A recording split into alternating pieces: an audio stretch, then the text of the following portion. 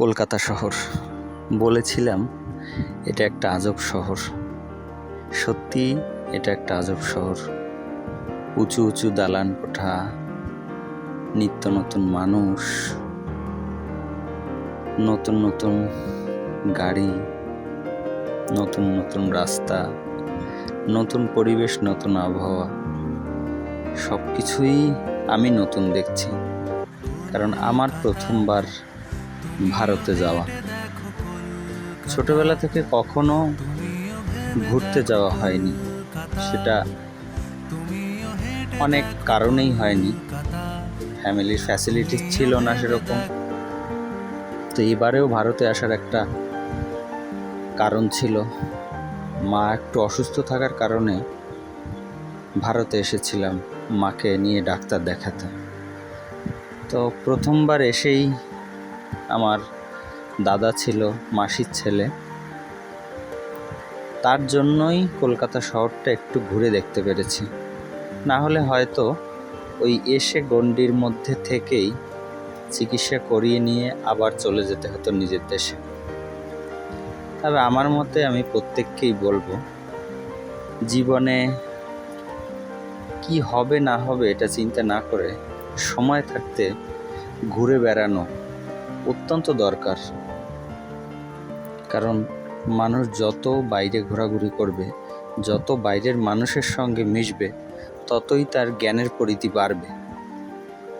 কখনোই ঘোরা, বিভিন্ন জায়গায় যাওয়া বিফলে যায় না। তো যাই হোক, দাদাকে নিয়ে আবারও আমরা ঘুরতে বের হয়েছিলাম।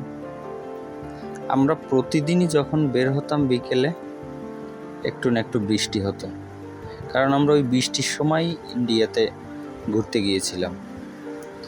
এখানকার বড় বড় যে মার্কেটগুলো আছে, দাদা সেগুলো দেখাচ্ছিল, বলছিল এখানে অনেক বড় শপিং কমপ্লেক্স, এখানে অনেক নতুন নতুন ব্র্যান্ডের যে সমস্ত হাইব্রিড গাড়িগুলো থাকে, প্রাইভেট কার, সেগুলো এখানে পাওয়া যায়।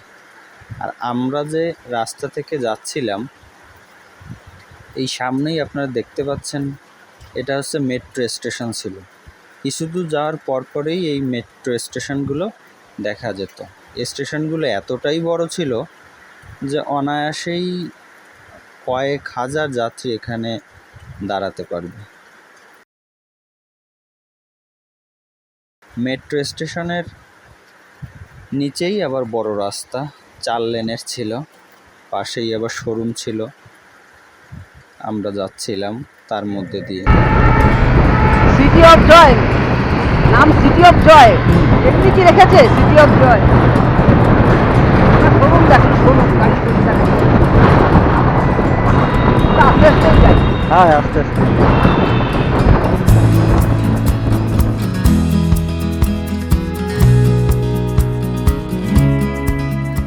আমরা বাইকের গতি মোটামুটি পর্যায়ে রেখেছিলাম, যাতে আশেপাশের ভিউগুলো ভালোভাবে দেখতে পারি।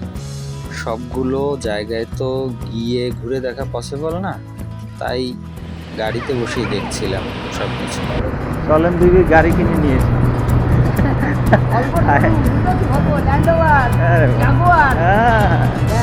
সব তো হাই কোয়ালিটির গাড়ি, সব এই জায়গা।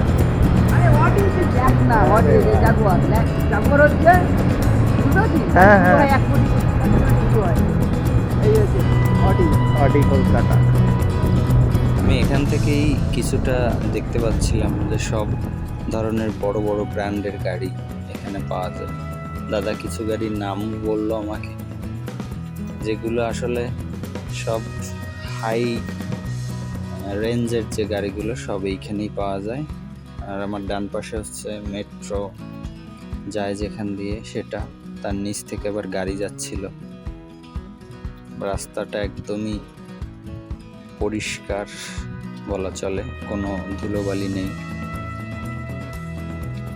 তো আমরা যাচ্ছিলাম, এবং যাওয়ার পথে আরও একটা জিনিস প্রায় লক্ষ্য করলাম, এখানে রাস্তার মাঝে গাছ লাগিয়ে দেওয়া হয়েছে, যেটা কয়েক বছর পর অনায়াসেই রাস্তার সৌন্দর্যটা অনেকখানি বৃদ্ধি করবে। যেটা আসলেই একটা সুন্দর উদ্যোগ বলা যায়। আমাদের সামনে আবারও একটা মেট্রো স্টেশন। ভালোই তো হয়, হেলমেটে লাগানো সে মেশিন পত্র তো আর নাই।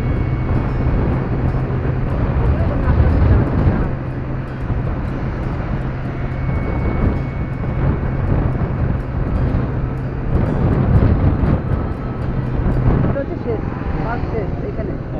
বুঝেছি কোথা থেকে শুরু হয়েছিল। শালা টাইনে গেল। হঠাৎ করে আমাদের সামনে একটা সিগন্যাল পড়লো এবং সিগন্যালের সাথে সাথে আমরা দাঁড়িয়ে গিয়েছিলাম। আমাদের পাশ থেকে আর একটা গাড়ি উঠে গেল।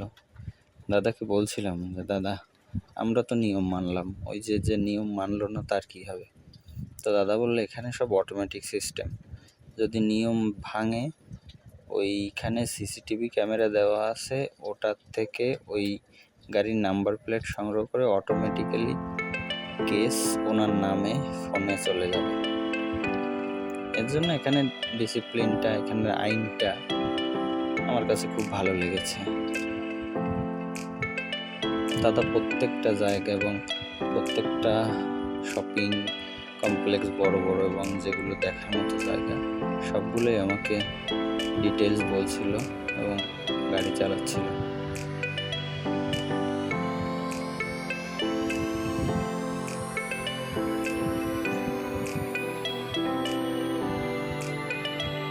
এপাশেও একটা বড় মার্কেট ছিল, এখানেও গাড়ির শোরুম।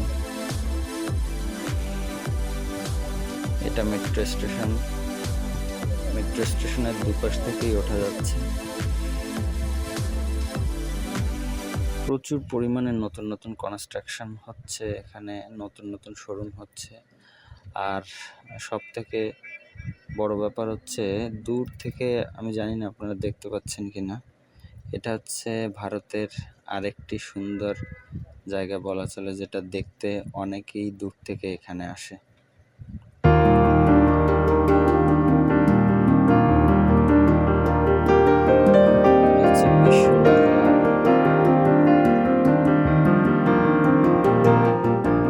বিশ্ব বাংলা গলি।